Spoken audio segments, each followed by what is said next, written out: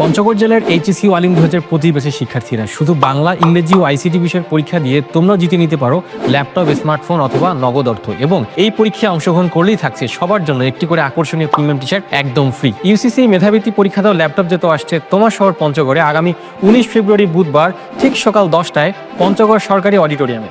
পঞ্চগড় জেলা পর্যায়ের এই পরীক্ষা অংশগ্রহণ করলেই থাকছে সবার জন্য একটি আকর্ষণীয় প্রিমিয়াম টি শার্ট।